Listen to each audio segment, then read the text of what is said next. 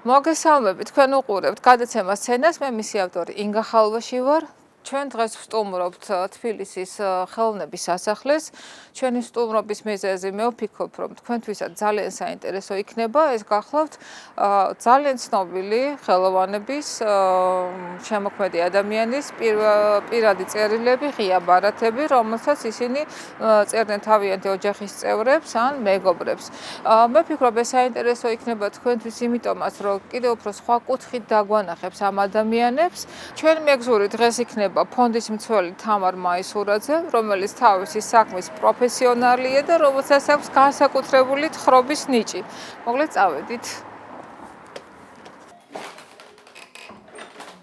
გამარჯობა თამარ, ძალიან მიხარია თქვენთან შეხვედრა კიდევ ერთხელ. ძალიან დიდი მადლობა, რომ დაგვთანხმდით მონაწილეობაზე გადაცემაში. ჩემი თხოვნა იყო ხელოვნების მოღვაწეთა ეპისტოლარული მემკვიდრეობის გაცნობა და ძალიან საინტერესოა თემა წამოჭერეთ ზუსტად ისეთი, რომელიც ფაქტიურად შეიძლება ითქვას ნელ-ნელა ქრება.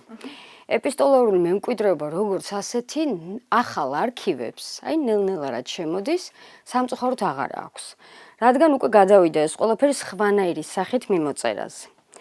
თუმცა, აი ამითი ვართ ძალიან დიდრები და ამითი ვართ ძალიან ამაყნი, რომ ესა თუ ის ხელოვნების მოღვაწე არ აქვს ამას მნიშვნელობა რომელი ეპოქის არის. ბოლო წლებს გულისხმობ, რომ თითქოს აღარ არის, მაგრამ წინა წლებში ისეთი დიდი მიმოწერა აქვს და აი ყველაზე დიდი დატვირთვა იმას აქვს, თუ წერილში რამდენად ალალები არიან, რამდენად პირდაპირ წერენ. ცხოვრებისეული მიმოწერა კიდე სხვა არის, მაგრამ მეუღლისადმი, მეგობრისადმი, ოჯახის წევრისადმი, შვილისადმი, როგორი სხვა სტილით ხდება ეს ყველაფერი. როდესაც არქივი მუშავდება, აი ხა ცოტა ისეთ პროფესიულ სპეციფიკას გეტყვით. სულ ვცდილობ, რომ რა თქმა უნდა რომ ვახარისხებ, განცხადება წავა, ოქმი წავა, დიფერენცირებას რო ვაკეთებ, სულ ვცდილობ ვიპოვო წერილი, რომელიც მერე მიამბობს ამა თუ იმ პიროვნების, აი ვიცნობ, ამითი ვიცნობ პიროვნებას, მოგონება თავისთავად, მაგრამ აი წერილის საშუალებით მეძლევა ხოლმე საშუალება იმისი, რომ გავიგო ვის როგორ წერს, ვის როგორ ეკონტაქტება. შიდა სამზარეულოს გულისხმობ. და აი ეს არის მიუხედავად იმისა, რომ ვაჟებ-შაველად დავიწყებ, თუ შეიძლება მოვიმარჯვებ თათმას. ვაჟებ-შაველად დავიწყებ და რატო ვამბობ ამას? ვაჟებ-შაველა, რომელიც ასეთი მნიშვნელოვანი პიროვნება იყო საქართველოსთვის და ფარგლებს გაცდა უკვე, არასდროს, რასაც დაწერდა, თუნდაც ძალიან შეცდომით ყოფილიყო, არასდროს არ ათეთრებდა. მას არც საშუალება ჰქონდა იმის, რომ გადაეთეთრებინა ბოლოს არც მელანი და არც ფურცელი ასე იოლად მისთვის საშოვნელი არ იყო. რომც გადაესწორებინა, მაინც ასეც გადააგზავნა და სულ რომ ვიღაცისთვის, მამამთავრისთვის გადაიგზავნა. ეს არის ალექსი მესხიშვილის, უნდა ჩატარებულიყო ალექსი მესხიშვილის იუბილე, ქართველი ძველი მსახიობის და ვაჟებ-შაველას მიმართეს. ეს არის 1913 წლით დათარიღებული წერილი. და ვაჟებ-შაველას მიმართეს, რომ იგი გამოსულიყო სცენაზე და მისთვის სასურველი, რაც ის თავად არჩა და ლექსი წაეკითხა. და მან მისწერა ქართულ დრამატულ საზოგადოებას. დიდად გმადლობთ ყურადღებისთვის, ამიტომ გამცნობებთ. პატივცემულ მსახიობ ვლადიმერ ალექსი მესხიშვილის იუბილის დროს ლექსი წავიკითხავ. პატივისცემით ვაჟებ-შაველა. შეხედავთ და მიხვდებით, რომ არც ისე სუფთათაა დაწერილი. ის ცნობილია იმით, რომ წერილს არასდროს არ ათეთრებდა. კოტე მესხი, რომელიც იყო, როგორც ჩანს, თავისის მეუღლის ძალიან მოყვარული. ეს ის პერიოდია, როდესაც უკვე ძალიან ჭირს თბილისში და ქუთაისში, ბათუმში მოღვაწეობა, თეატრალური მოღვაწეობა და ამიტომ ყველა რატომღაც მიემართება ევროპისკენ და ეს არის პარიზი. კოტე მესხიც არ იყო გამონაკლისი და ერთშვენიერ დღესაც გადაწყვიტა, რომ წასულიყო პარიზს და ასე წერს ნატო მესხს, ანუ თავის მეუღლეს. ვიმყოფები პარიზს, რათა გავეცნო აქაურ ხელოვნებას, თეატრალური ხელოვნება აუცილებლად ისე უნდა შევისწავლო, რომ ჩვენ საქართველოშიც დავაფუძნო. ძალიან განიცდის დაშორებას მეუღლესთან. მიმართვარი ჯერ ისეთი, რომ ჩემო სიცოცხლებ, ნატო, მესამე წერილს გწერ. შენგან ჯერ ერთი წერილიც კი არ მიმიღია. ვიცი, რომ ტელეგრამა და ადრესი ძალიან გიჭირს გამოგზავნო, მაგრამ ღია ბარათი, რომელიც შედარებით იაფია, რატომ გაგჭირვებია გამოგზავნა. იცოდე, მე-7 დღეზე წერილი მიდი მოდის, სასწრაფო წერილები გამომიგზავნე.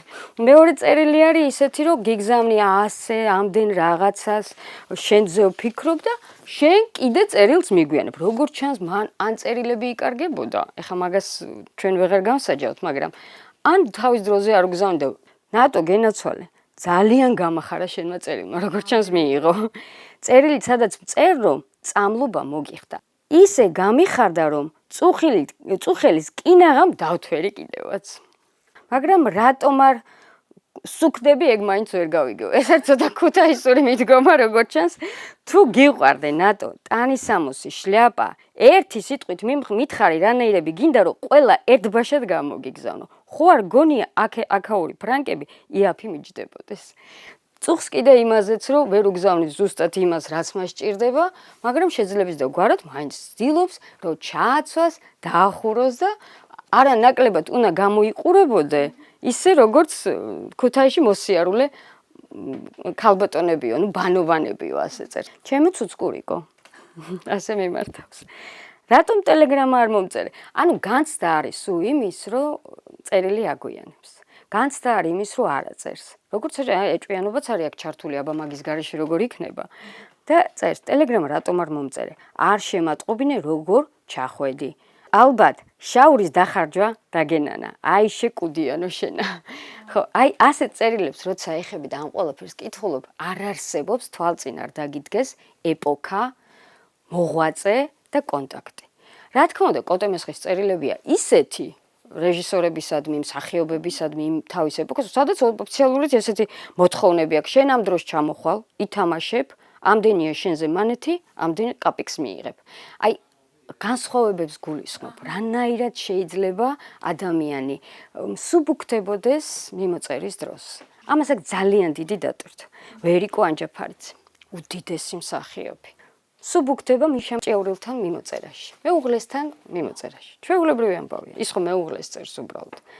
ჩვენ ერთ დღესაც პირდაპირ ეუბნება, რომ დავიღალე შენს გარეშე და ძალიან გთხოვ, რომ იქნებ რამენაირად ჩამოხვიდეო. ანუ თავარი მაინც ის არის აქ, რომ სულ ცდილობს, რომ ოღონდ შენ იყავი მათ ჯანმრთელად, ოღონდ შენ იყავი მათ კარგად. ფილმები გადაიღე, გავიგე ორ სერიან ფილმს იღებამ. ჩვენ ხელს არ შეგიშლით, ჩვენ აქ ჯანმრთელად ვიყავით, ოღონდ შენ მეგულებოდე კარგად. ნუ თუ შენ შეძლებ, ნუ თუ ძალა შეგწევს იმისა, რომ ეს ყველაფერი გადაიღო. არ დაიღლები ჩემო საყვარელო მიშა. მიმართვები აქვს ისეთი, ვერც კი მიხვდებთ, რომ შეიძლება ეს იყოს ვერიკო ანჯაფარიძე. აქვს, აი, იცით როგორი, აი, ძალიან შინაურული ენა. რა თქმა უნდა, რამდენიმე წერილია ვერიკო ანჯაფარიძეს, რომელიც მე მაქვს პირადად დახურული. ჩვენ მე არა, უბრალოდ დირექციამ ჩავთვალეთ, რომ ეს უნდა ყოფილიყო დახურული. განა იმიტომ, რომ რამეს ისეც წერს, რომ ძალიან ინტიმია. ან პიროვნება ყავს ისეთი ნახსენები, რომ ჯერჯერობით არ შეიძლება, რომ ფართო საზოგადოებისთვის ცნობილი იყოს. ერთ-ერთ წერილში წერს, რომ ჩვენი სოფიკუნა ძალიან კარგად არის. მშვენივრად გქონს თავს, მაგრამ პერიოდულად ახსენდები და ხანდახან იქნებ ჩამოხვიდე ხოლმე და თუ შენ არ ჩამოხვალ, ჩვენ ჩამოვალთ და შენთან ვიქნები და აქაურობას პერიოდულად ჩვენ დავხედავთო. ეს ურთიერთობა, რომელიც წერილს ახასიათებს, წერილში დევს, წერილი გეუბნება იმ ადამიანის, აი, ცოტა ესე კი ვამბობთ სიმსუბუქე მეთქი, მაგრამ ალალობაც ეს არის.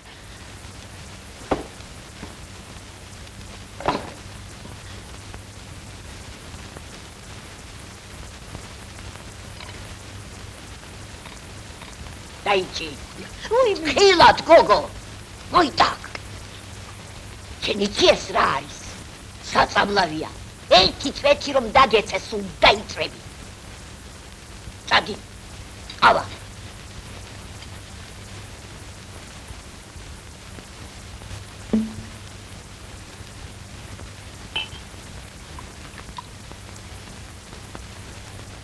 ამას აქვს ძალიან დიდი მნიშვნელობა, როცა მკვლევარი მოდის. მკვლევარი მეკითხება, იცით რა, არ მინდა ის დოკუმენტაცია, არ მინდა ის ოფიციალური რაღაც მიმოწერა, არ მინდა ბრძანებები, არ მინდა განცხადებები.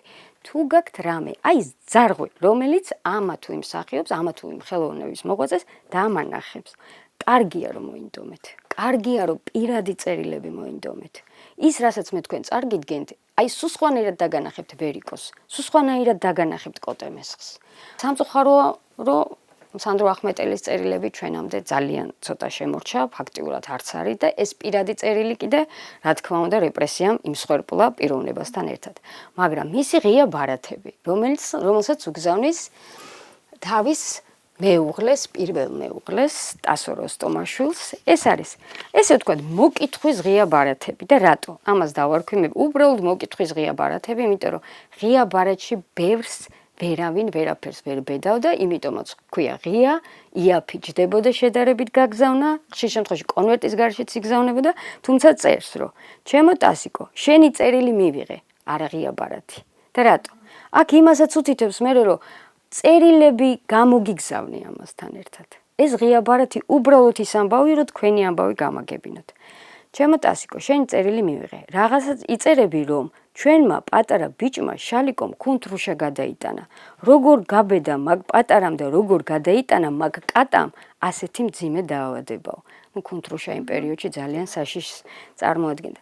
მეორეა, რომ ჩავედით კოზლოვში და ძალიან კარგად ვართ. მესამეა, რომ ვაგონი კარგი გამოდგა და ბოლოში უწერს, წერილები რაც გამოგიგზავნე, გულდასმით წაიკითხე. ანუ ღია ბარათს ცოტა სხვადასხვაო ქონდა. მით უმეტეს როცა ახმეტელი წერდა წერილს, ის ყოველთვის ალბათ ცდილობდა, რომ ყველაფერი ცოტა უფრო მეტად გაფილტრული ყოფილიყო. თავისებურად, მაგრამ წერილებს კონვერტით ცალკე უგზავნის. ღია ბარათს კიდე სხვადასხვაო. ღია ბარათი, რომელიც შეიძლება და კონვერტის გარშე გაგზავნილი. ეხლა სესილია თაყაიშვილს გაჩვენებთ. წერილებს, სესილია თაყაიშვილი ყველასთვის ცნობილი, გარდა იმისა, რომ სოფლიო მასშტაბით ცნობილი ბებია გახდა და ვინც წაიკითხა, ეს ხო ჩემი ბებია, თქვათ ყველამ ესე თქვა. მას ჰქონდა ძალიან ხისტი ხასიათი. ჰქონდა ისეთი ხასიათი, რომ მას მსახიობები აზრს ეკითხებოდნენ. მიდიოდნენ, ეკითხებოდნენ, იღებდნენ ძალიან უხეშ პასუხებს მისგან, ეს არ ვარგოდა. ეს სცენა არ გამოგივიდა. იმაში ცუდად ითამაში. მას ჰქონდა ძალიან საინტერესო, ასე ვთქვათ, ენაც გადმოცემის. თუმცა ის ამბობს ერთ-ერთ წერილში, რომ ეს არის, ეს მინდა ზუსტად წარგიგინოთ, ნოდარ დუმბაძეს წერს. მე მინდა წავიკითხო პირდაპირ, იმიტომ რომ კი მადლობის წერილია, თითქოს ისეთი არაფერი, მაგრამ მისი ხასიათი პირდაპირ ჩანს. ჩემო ნოდარ, მე მგონი წამლობამ კი არა, სვეტი ცხოველში დანთებულმა სამმა სანთელმა გიშველა. ეს არის უთო სესილია. არ ვღელავდი იმიტომ, რომ შენისთანა ადამიანებს გასაჭირი კი არა, ნათელი უნდა ედგეს თავზე. ჩემს რწმენას იუმორით შეეხები და ძახილის ნიშანი. დღეს ესე იგი 9 თებერვალს დასრულდა ჩემი ტანჯვა. დღეს 9 თებერვალს ჩამიწერეს 2 პატარა ოთახში. მე და ჩემი ბავშვები, რისთვისაც უდიდეს მადლობას გიხდი. აი ხა, როგორი უბრალო ენით დაწერილია. არანაირი პრანჭვა, არანაირი ისეთი, რომ რაღაცა ისე ოფიციალურად მიმართოს ნოდარს. შეიძლება ოფიციალურად ნოდარ დუმბაძე იმ დროს თანამდებობაზე იმყოფებოდა, მაგრამ არც თვლი ის, რომ ესე უნდა მიმართოს. როგორ უბრალოდ წერს. ეს არის მთავარი.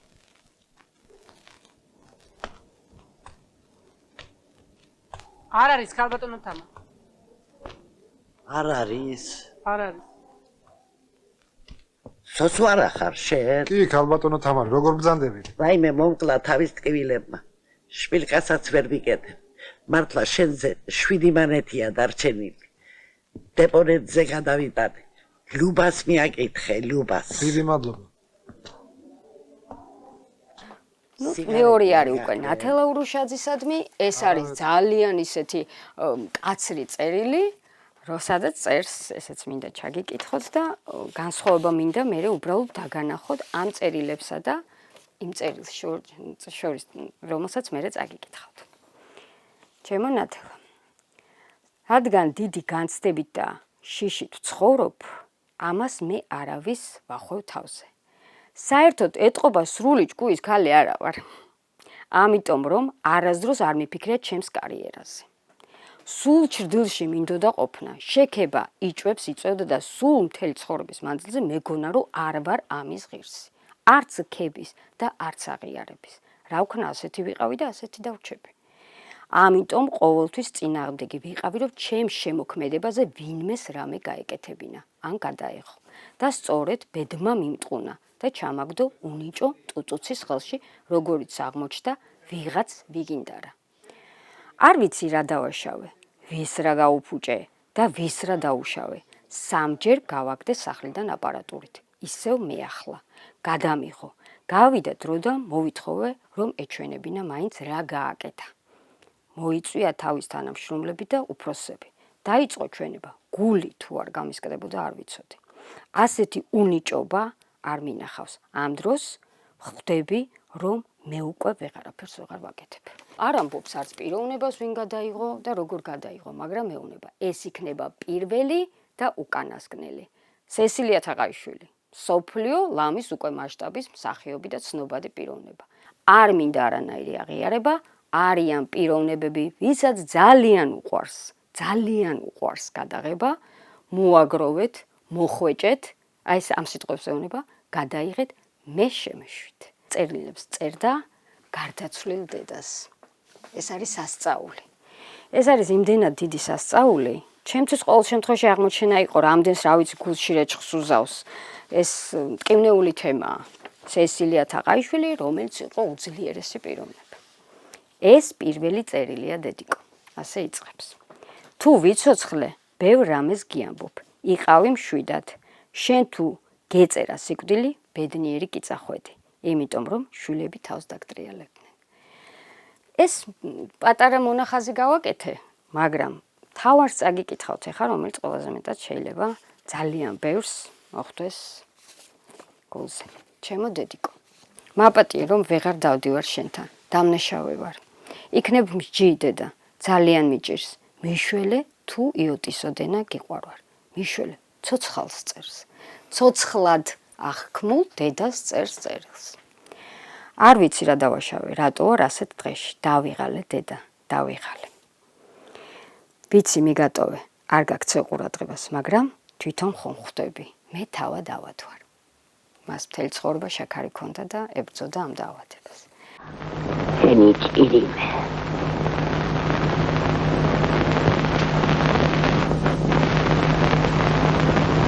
გადი, სული გალათა, დამტიე მარტო. გადი, დედია. გადი.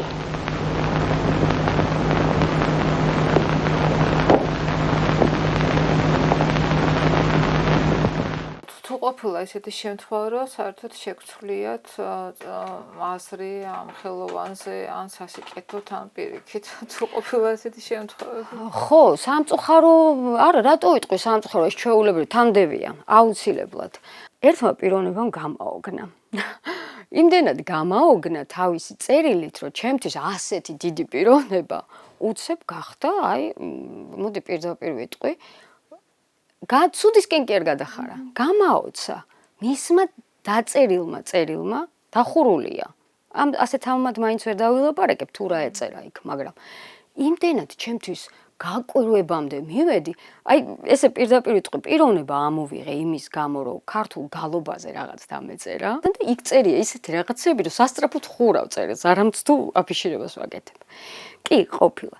მაგრამ სასიკეთოდ ყოფილა პირდაპირ მე სერგო ზაქარიაძის წერილებმა მსახიობი შემიყვარდა. თვითონ სერგო ზაქარიაძე დავინახე როგორც პიროვნება, რომელიც ყველაფერზე მზად არის, რომ ყველას გვერდში დაუდგეს და დაანახოს, რამდენად შეიძლება გვერდში დგომა.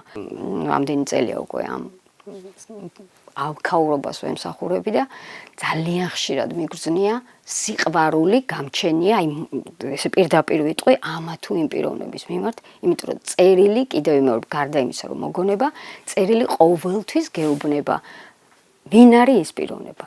თუ ვიპოვე ისეთი წერილი, რომელიც მე მეუბნება ამ პიროვნებაზე, უფრო მნიშვნელოვანს, ვიდრე ნებისმიერი დადებული რაღაც არქივის ნაწილი, რა თქმა უნდა, ყველა ჩვენთან მოდის საინტერესო და ძალიან საინტერესო, უინტერესო არქივი არ არსებობს.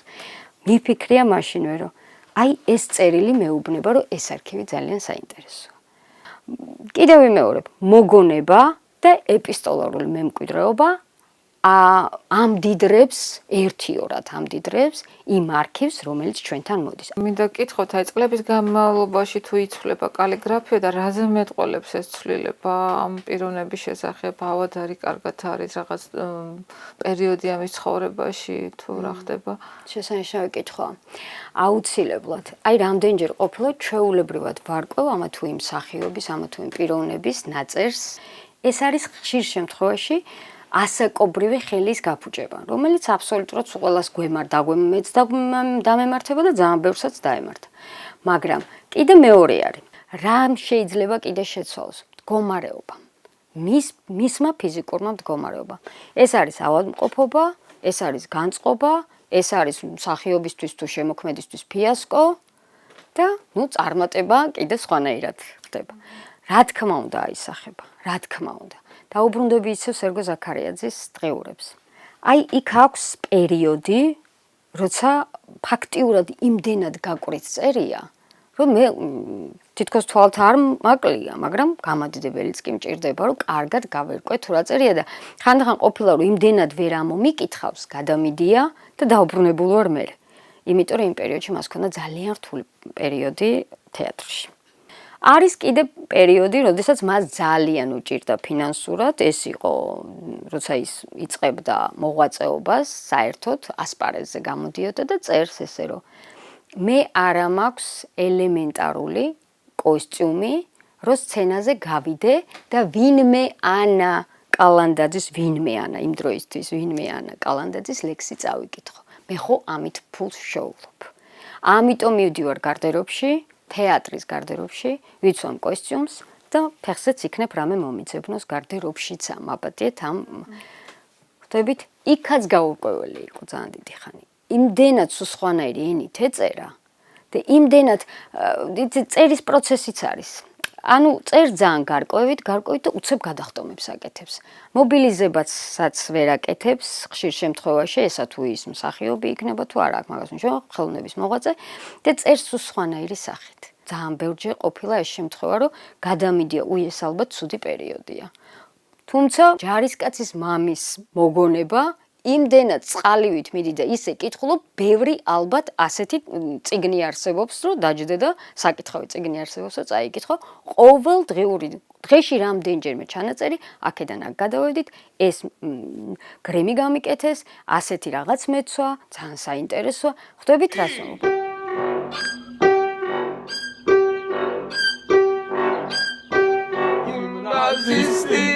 Gimnazistas lepitseba aძლევს იცვას Gimnazistas კრესპავური Gimnazistas მიახური Wahid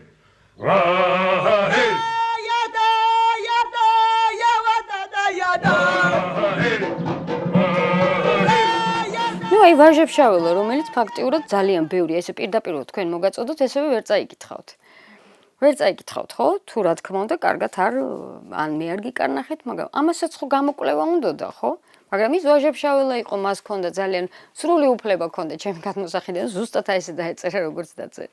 განცდაც კიდე გიმეორებთ, რომ არა აქვს უდიდესი მნიშვნელობა აქვს. თუ რადევს აქ გულში და როგორ წერ, რას წერ, ვის წერ და რა თემა არის საერთოდ მნიშვნელოვანი. და ეპოქა, თუ მის ცხოვრებაში რა პერიოდი დგას. თამარა, თქვენ ახსენეთ, რომ დახურული წერილები და რა პრინციპით ხდება წერილი დახურული. იყო ესეთი შემთხვევა, როდესაც მე ერთ-ერთი პიროვნების არქივში, აი აქ ფონდში ვიჯექი, ვამუშავებდი და წავიკითხე ზუსტად ისეთი რაღაც. კიდევ ვიმეორებ, აქ არ არის უწმაწურობაზე, მოდი ესე ვიტყვი, ან რაღაცა ინტიმზე საუბარი. იყო პიროვნება ისეთი ნახსენები, რომელიც დღესდღეობითაც სავსებით შესაძლოა. ხა აღარ ვიცი ნამდვილად სიცოცხლეზე, მაგრამ მოდი რაჭულ სიტყვას ვიტყვი, მონაგარი ყავს. ამიტომ ჩვენ ვალდებულები ვართ დავიცვათ რაღაცნაირად თავი. ან ჩვენც დავიცვათ და ის პიროვნებაც ვისი წერილიც მოვიდა. მაგრამ ყველაფერი რაც იხურება, სულ ყოველთვის ვამბობ, რაღაცა დროის გასვლის მერე აუცილებლად იხსნება. სუდახურული არაფერი არ შეიძლება იყოს. ხურავს ან თვითონვე ვისაც მოაქვს არქივი და გეუნება მომაქვს ოღონდ რაღაცა დროით ეს ამა და ამ მიზეზის და გამო უნდა იყოს დახურული. აი ხა კატალოგები რაც გამოდის ჩვენი ხელნაწერთა საარქივო დოკუმენტთა ფონდის კატალოგები აი ეს ეხლა გამოდის მე-15 ტომი. განა იქ არ არის შესული. რამდენიმე წერილია ერთ-ერთი არქივის, სადაც რა თქმა უნდა მიწერილი მაქვს არ გაიცემა. თუმცა კატალოგში შეტანილია. რაღაცა დროის გასვლის მერე ის თავისი ქრონოლოგია ხო არ უნდა დაკარგოს არც თემატიკა. ამიტომ იმ არქივში შესულია. მაგრამ გვერდზე წერია არ გაიცემა. ის მკვლევარი წაიკითხავს და მიხვდება რომ ის არ გაიცემა, მაგრამ რაღაცა დროის მერე რა თქმა უნდა კი მკითხავს რამდენი ხნით, მაგრამ მე ვეტყვი რომ არ გაიცემა რაღაცა განკუთვნილი დროის შემდეგ ყველაფერი ცნობილი გახდება ყველასთვის.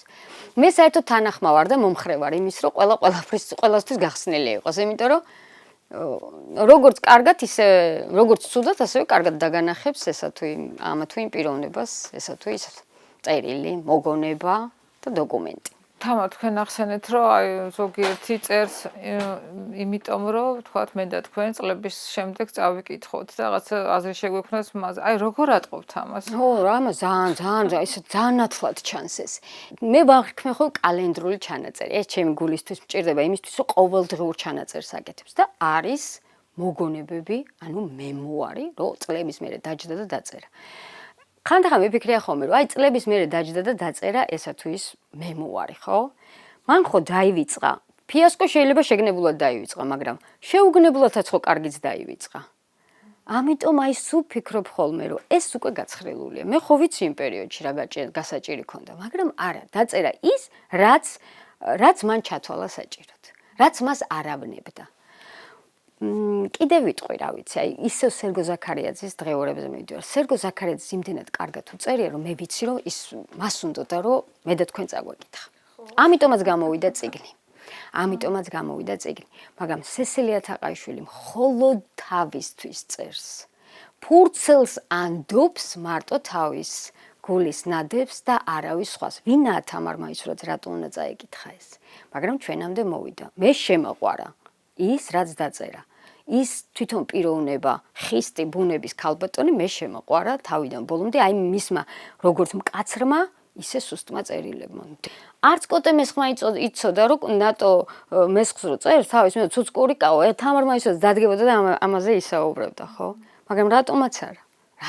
ამის დამალვაც კი, პრინციპიც კი არ მესმის დამალვის. ერთ-ერთი წერილია ძალიან უხეში ჩარევა წლების მერე, თორე ეს რა თქმა უნდა თავად კოტე მესხე როგორ იზავდა, მან გადააგზავნა წერილი და წერ ძალიან ისეთ ბილად, მე პელჩატკებს სამწუხაროდ მაშინ რუსული გაჟონვა ძალიან იყო ამ ენის ის გეგონება თარგმანში გაპარული შეცდომაო, ხო, მაგრამ არა, ასე საუბრობდნენ, პელჩატკები გიყიდე, პლატოკები გიყიდე, ფრანგული ვუალი ჩვენთვის ჩამოდის, აბა შენჩი ჩემო ცუცკურიკა. და ბოლოში აბზაცია, კარგად ესე ფურცლის ბოლოში სერიოზული, გადახაზული. არ ვიცი ვინ მისცა ოდესღაც ვიღაცას ამის უფლება, რომ მსგავსი რაღაც გაეკეთებინა. არ იკითხება იქ რა წერია. ვიტანჯები, ვანათებ, რომ რამენაირად ამოვიკითხო. მაგრამ ვიღაცამ თავისუფლება მისცა წლების წინ, რომ ეს მოსული წერილების აი ეგ ნაწილი წაეშალა. მე დავხურავდი ამას უბრალოდ და ვიტყოდი, რომ არ გაიცემა. რა უფლება მაქვს რამე წავშალო, ხო ხვდებით რას ვამბობ? ვინიც ის იქ რა ეწერა. გამოდის თქვენ ძალიან ბევრი საიდუმლო იცით, ხო? ხო, ეხლა იმ დღეს ვამბობდით, ცოტა კი იუმორით ვამბობ ხოლმე, მაგრამ იმდენი რაღაცა მაქვს უკვე წაკითხული და იმდენი რაღაცა მაქვს უკვე ჩემში, ბუნებრივი ეხლა ჩემში ხო არ ვხარშავ, არის გამოდის ეხლა როგორ დაიტევ ადამიანი იმდენს რომ ეს ფიჭირება არ გააკეთო, მაგრამ დახურული რაცა ამაზე ფიცდებ რომ არავინ არაფერი არ იცის, მაგრამ აი ეს მომენტი რომ მართლა ძალიან ბევრი შიდა სამზარეულოს კითხვა მიწევს ეს ფაქტია. რამდენად ენდობით რომ სწორი ინფორმაცია არის, როგორ თავისი ნაწერი რო არ არსებობს ახლა იქ. იქნებ იტყუება რა ვიცი. ხო, აი ნახეთ კიდევ ვიტყვი იმას, რომ შეიძლება დამიმალოს ფიასკო, მაგრამ წარმატებას მაინც მომაწვდის ინფორმაციად. ახლა მე მაგას ვეღარ გავწუდები იქამდე, რომ გავიგო სიმართლეა თუ არა, მაგრამ ჭორის დონეზე რაღაცა მოჭორილი, მოდი ესე ვთქვა, ჩვენამდე მოსული ძალიან ბევრი ინფორმაციაა და დამიმტკიცებია მაგ წერილით. დამიმტკიცებია მაგ მოგონებით. დამიმტკიცებია ამა თუ იმ მიმოწერით. აი რაც შეიძლება რომ სათუო იყოს, ის დამიმტკიცებია ნამდვილად. ყოფილა ესეთი შემთხვევა. მე მომწონს ეს არის დუღილი, აი ხანდახან მიფიქრია ხოლმე რომ არა მაგარი. ყოფილა ესეთი შემთხვევა რომ სამსახურში მიგეჩქარებათ იმის გამო რომ აი ესა და ესა გაქვთ გასაკეთებელი. ყოფილა, ჩემ ცხოვრებაში ყოფილა. მე ძალიან მომწონს. აი ყოფილა ისეთი მომენტი რომ აი ეხა ჩქარა წავიდე რომ ეს მოგონება ჩავამთავრო, ეს წერილები ჩავიკითხო ბოლომდე. არის რა თქმა უნდა არის და ეს ძალიან მომწონს. თქვენ დამპირდით მამულაშვილის ღიაბარათები და ეს არის ძალიან აი ესეთი ხო თითქოს ნაწერზე გვაქვს ხო თავიდან საუბარი და უცებ ხდება იკებანა. ძალიან კარგი ეს მიხეილ მამულაშვილი რომელიც იცით ხო ცნობილია რომ ცხეთაში სახლიც ყია, ბაღი გააშენა თავის დროზე. ულამაზესი წერილი ქალბატონ ანა ვარდიაშვილს ულოცავს ახალ წელს კი ბატონო და უგზავნის ხელნაკეთ ღია ბარათს. აი ეს არის ხელნაკეთი ღია ბარათი, რომელიც არის გამხმარი ყვავილებისგან შექმნილი. ძალიან ლამაზია თავისთავად, მაგრამ ლამაზთან ერთად რამდენად ესთეტიური და ხო, ძალიან მნიშვნელოვანი. დღესდღეობით მსგავს რაღაცებს, საერთოდ წერილი და ღია ბარათი აღარ იგზავნება, არამც თუ ასეთი ლამაზი წერილი, თქვათ, გასაგზავნად მომზადებული. ძალიან დიდი მადლობა.